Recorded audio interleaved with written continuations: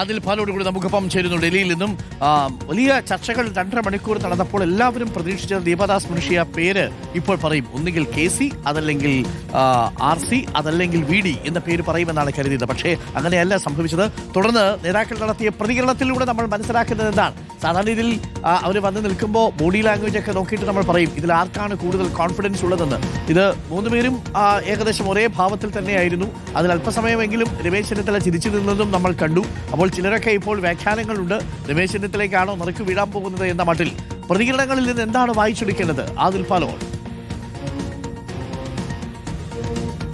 അരുൺകുമാർ, ഇതിൽ ഏറ്റവും പ്രധാനം പ്രതിഷേധങ്ങൾ അവസാനിപ്പിക്കണമെന്ന ആഹ്വാനം തന്നെയാണ്. 3 നേതാക്കളും ആദ്യമെത്തി ഈ ദീപദാസ് മുൻഷിയുടെ പ്രതികരണത്തിന് ശേഷം സതീശൻ മുന്നിലേക്ക് കയറി നിന്ന് എനിക്കൊരു കാര്യം പറയാനുണ്ട് പൊതുവിൽ എന്ന് പറഞ്ഞു തുടങ്ങിയത് പ്രതിഷേധം അവസാനിപ്പിക്കണമെന്നുള്ളതാണ്. ചേരിതിരിഞ്ഞ പ്രകടനങ്ങൾ വിഭാഗീയത സൃഷ്ടിക്കുന്നു എന്ന തോന്നലുമുണ്ട് എന്ന് KC വേണുഗോപാലും പറഞ്ഞു. ആദ്യഘട്ടത്തിൽ ഈ പ്രതികരണങ്ങളാണ് നടത്തിയത്.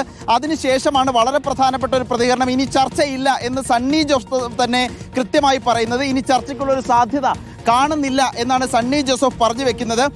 അതിനൊപ്പം സതീശനോട് ചോദിച്ചിരുന്നു, ചർച്ചകളിൽ വൈകലുണ്ടായോ, ഈ നിലയിൽ വലിയ പ്രശ്നമായി സംസ്ഥാനത്ത് ഇത് മാറുന്നുണ്ടല്ലോ എന്ന മാധ്യമപ്രവർത്തകരുടെ ചോദ്യമുണ്ടായിരുന്നു. കേരള ഹൗസിലെത്തിയപ്പോൾ ഒരു വൈകലും സംഭവിച്ചിട്ടില്ല, ഇനി തീരുമാനം വരേണ്ട കാര്യം മാത്രമേ ഉള്ളൂ എന്നതാണ്. ഹൈക്കമാൻഡ് വിശദമായി എല്ലാവരെയും കേട്ടു എന്നുകൂടി നേതാക്കൾ പ്രതികരിക്കുന്ന സാഹചര്യമുണ്ട്. ഏതായാലും ഇനി ചർച്ചയില്ല എന്നത് വ്യക്തമായിരിക്കുന്നു. അതിൻ്റെ അടിസ്ഥാനത്തിലാണ് 3 നേതാക്കളും നാട്ടിലേക്കുള്ള വണ്ടി പിടിച്ചിരിക്കുന്നത് എന്ന് പറയാനാകും.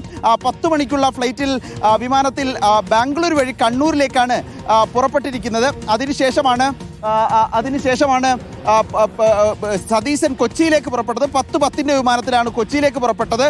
നാളെ രാവിലെ ഇന്ന് രമേശ് ചെന്നിത്തലയുടെ മകൻ ദില്ലിയിലുള്ളതിനാൽ വൈകുന്നേരം വീട്ടിൽ നിന്ന് അതിനുശേഷം രാവിലെ പുറപ്പെടും. അതായത് നേതാക്കൾ എല്ലാവരും നാട്ടിലേക്ക് പോകുന്നു. ഇനി ചർച്ചയില്ല, ഇനി പ്രഖ്യാപനത്തിൻ്റെ കാര്യം മാത്രമേ ഉള്ളൂ എന്ന് നേതാക്കൾ പരസ്യമായി തന്നെ പറയുന്നുമുണ്ട്. എല്ലാവരും പറയാനുള്ളത് മുഴുവൻ കേട്ടു എന്നുള്ളതാണ് പ്രധാനപ്പെട്ട കാര്യം.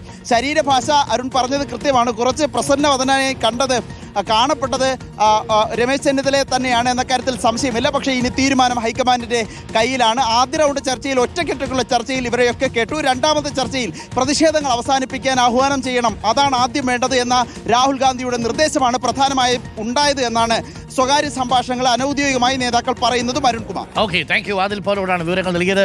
ആ ദൃശ്യങ്ങളിൽ RC ആണ് കുറച്ചുകൂടി ഹാപ്പിയായിരുന്നത് എന്നുള്ളതാണ്. RC ഹാപ്പിയാകുമ്പോൾ അതിനെന്തെങ്കിലും സൂചനകളുണ്ടോ എന്നുള്ളതാണ് ചില ആളുകൾ ഇതിപ്പോൾ ചോദിക്കുന്നത്. കാത്തിരുന്ന് കാണാം.